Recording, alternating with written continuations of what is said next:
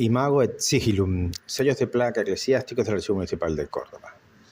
El sello, como objeto total de la cultura escrita y como modelo de laboratorio de innovación docente aplicado para que los estudiantes de historia o de historia del arte combinen elementos que participan ambas disciplinas académicas.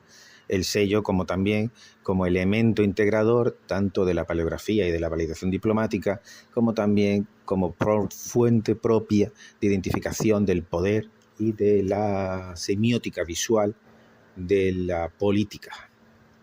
El texto estudia un conjunto de sellos de placa de contenido eclesiástico conservados en el Archivo Municipal de Córdoba, entre ellos los vinculados a San Eloy, la Asunción, la Virgen entronizada, Pentecostés, San Pablo Ermitaño y la imposición de la acción de San Ildefonso.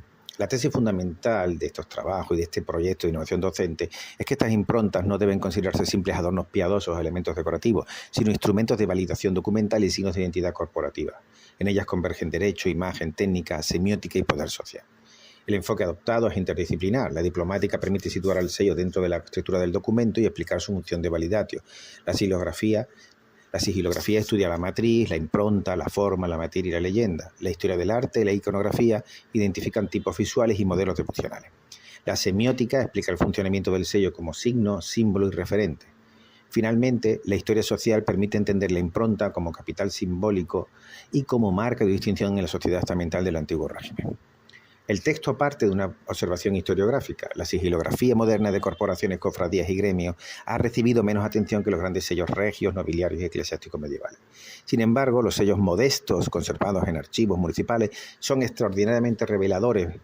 Muestran cómo los cuerpos intermedios de la ciudad, cabildos, cofradías, congregaciones y gremios, se dotaban de una imagen autorizada para actuar jurídicamente. El sello permitía a una persona jurídica sin cuerpo físico hacer presente, reconocible y eficaz en el tráfico documental su figura.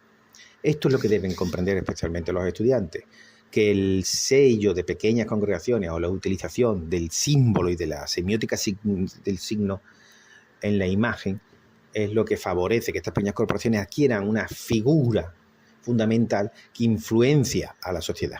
Y los estudiantes lo hacen comparando estos sellos con la imagen que perciben a través del documento de la historia y de la fuente de estas corporaciones.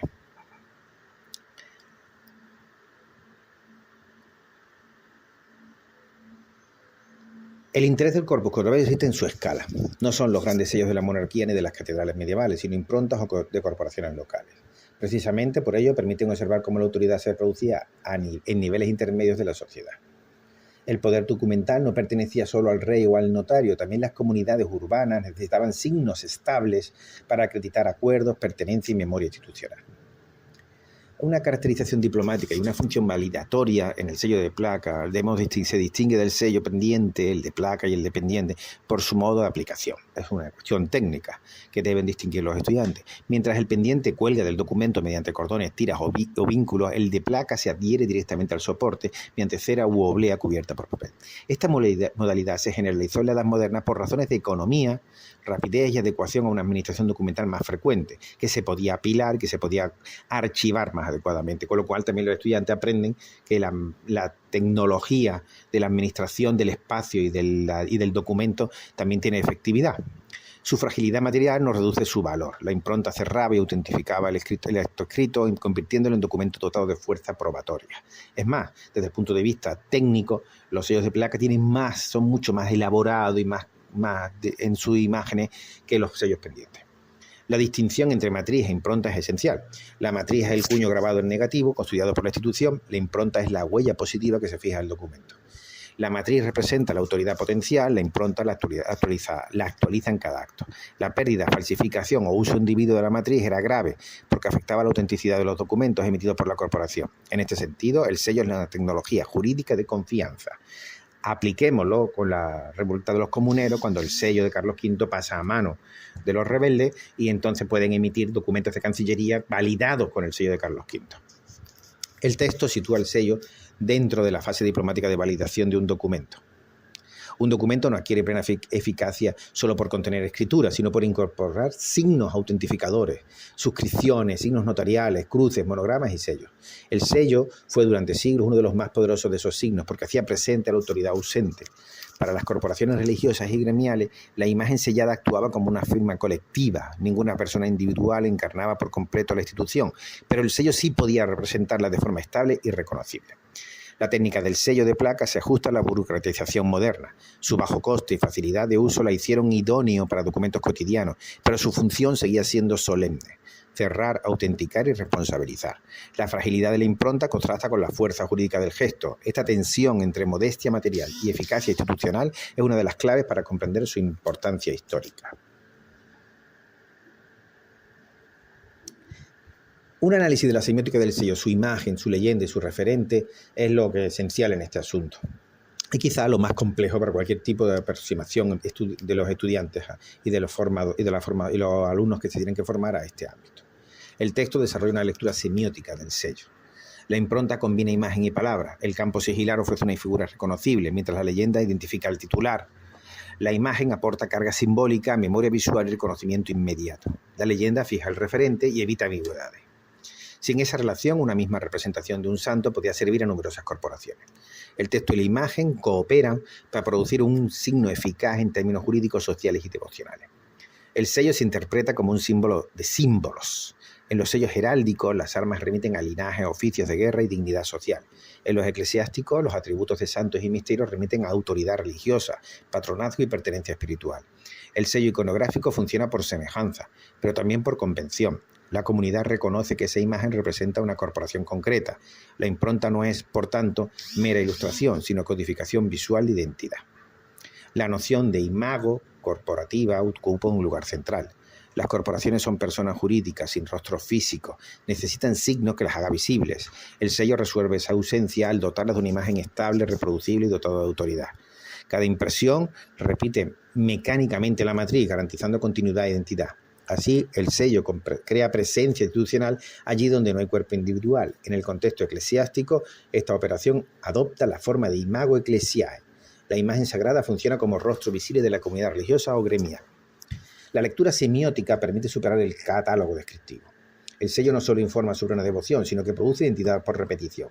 Cada impronta confirma que la corporación sigue siendo la misma a través del tiempo y de los actos documentales. La matriz garantiza estabilidad, la imagen facilita reconocimiento, la leyenda fija titularidad. El conjunto convierte una comunidad plural en sujeto unitario de acción jurídica.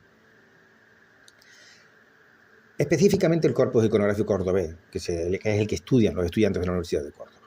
El estudio iconográfico de los sellos cordobeses revela un repertorio devocional coherente. El sello de San Eloy, vinculado a los plateros, es especialmente significativo porque representa al santo como obispo y no como orfebre. Esta elección desplaza la identidad del oficio manual hacia una dignidad eclesiástica superior. La corporación de plateros no se representa por la herramienta artesanal, sino por la autoridad episcopal de su patrón, apropiándose de un capital simbólico que eleva su posición social. Los sellos marianos, como la Asunción y la Virgen entronizada, conectan con tradiciones iconográficas de larga duración. La Asunción mantiene rasgos arcaizantes y la Virgen entronizada remite al tipo de sede sapientiae, imagen de majestad, sabiduría y autoridad eclesial. El sello de Pentecostés, vinculado al ámbito franciscano, representa la venida del Espíritu Santo con la Virgen y los apóstoles, siguiendo fórmulas difundidas por la liturgia y la estampa. Estos tipos muestran la persistencia de modelos tradicionales en la sigilografía moderna. Los sellos de San Pablo Ermitaño y de la imposición de la casulla de San Ildefonso completan el conjunto. El primero vincula la identidad corporativa a la tradición eremítica local cordobesa, incorporando una invención iconográfica propia. El segundo remite a una devoción hispánica de fuerte arraigo, en este caso toledano, centrada en la defensa de la virginidad de María. En conjunto, el corpus funciona como retrato de la sociedad devota cordobesa. Gremios, congregaciones y comunidades religiosas seleccionan imágenes que expresan oficio, patronazgo, prestigio espiritual y memoria institucional. El repertorio iconográfico muestra continuidad y selección. Las imágenes elegidas no son arbitrarias, condensan modelos litúrgicos, tradiciones hagiográficas, aspiraciones sociales y vínculos locales. En unos casos predomina la autoridad mariana, en otros el patronazgo gremial o la memoria eremítica. La sigilografía se convierte así en una vía de acceso a la religiosidad corporativa, a la circulación de estampa y a la construcción visual de pertenencia. En cuanto al poder, la distinción social y la comparación sigilográfica, tenemos que tener claro que se comparan los sellos eclesiásticos corporativos con sellos regios, nobiliarios y concejiles. El sello regio valida con autoridad soberana y muestra la majestad del rey o las armas del Estado. El sello nobiliario despliega el blasón del linaje y expresa pertenencia estamental. El sello concejil representa a la ciudad como comunidad jurídica. El sello corporativo eclesiástico ocupa una posición intermedia. No es soberano ni nobiliario, pero ejerce autoridad dentro de su ámbito y dota a la corporación de identidad pública. La imagen sellada actúa como instrumento de poder porque valida documentos y al mismo tiempo jerarquiza socialmente. En una sociedad de honor, los signos visuales no son neutros, comunican rango, dignidad y legitimidad. Por ello, la elección de San Eloy como obispo para los plateros es paradigmática.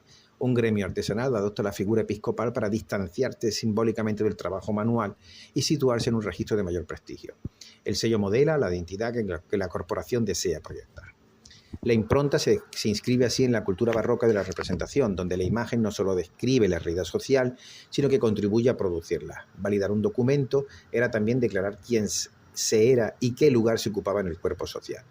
Los sellos cordobeses, aunque modestos, permiten observar la circulación de una gramática visual del poder. Majestad, blasón, imagen sagrada y santo patrón son variantes de un mismo sistema que convierte autoridad, identidad y honor en signos inmaterialmente reproducibles. La comparación con sellos regios y nobiliarios muestra que todos participan de una misma lógica de representación. La diferencia está en el referente, soberanía, linaje, ciudad o corporación religiosa. Pero la operación es común. Un signo material hace presente a una autoridad ausente y la sitúa en una jerarquía. Por eso, el sello es simultáneamente documento y escenario. Autentifica un acto y escenifica una posición social. En cuanto a la proyección didáctica y esta conclusión que podemos obtener, debemos concluir destacando el valor formativo del sello como objeto total. Una sola impronta permite ejercitar competencias de diplomática, sigilografía, paleografía, iconografía, historia del arte, semiótica e historia social. El estudiante debe describir la materia, leer la leyenda, identificar la imagen, situar el sello en el documento y explicar su función jurídica y simbólica. De este modo, el sello demuestra que las ciencias históricas no operan de forma aislada, sino mediante cooperación metodológica. Los sellos de placa eclesiásticos del Archivo Municipal de Córdoba son, en síntesis, instrumentos de validación documental dotados de una fuerte densidad cultural.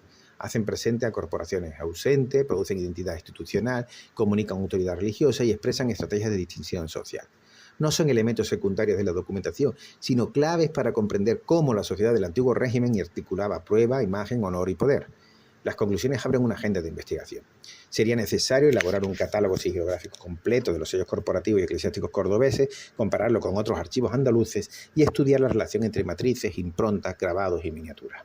El sello revela que la cultura escrita no se compone únicamente de textos, incluye signos materiales de autenticidad y autoridad. Validar un documento fue siempre también representarse, y en esa representación se condensan derecho, arte y jerarquía social. La propuesta final de catalogación resulta imprescindible. Sin un inventario sistemático de matrices e improntas, la información permanece dispersa y difícil de comparar. Un catálogo debería registrar materia, forma, dimensiones, leyenda, iconografía, estado de conservación, documento soporte y contexto de uso. Solo así, los sellos cordobeses podrán integrarse en una historia más amplia de la cultura escrita, la imagen religiosa y la validación documental moderna.